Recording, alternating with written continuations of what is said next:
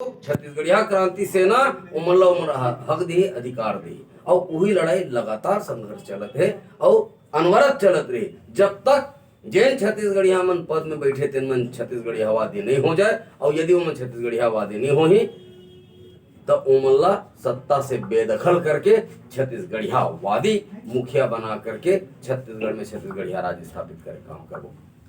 कभी कभी ये देखन कि आप मन के जो नाम है वो भी अमित बघेल है, मुख्यमंत्री के नाम में भी बघेल है, तो कई दिन मन कहा समझते कि आप मन ओकर भाई हो गए।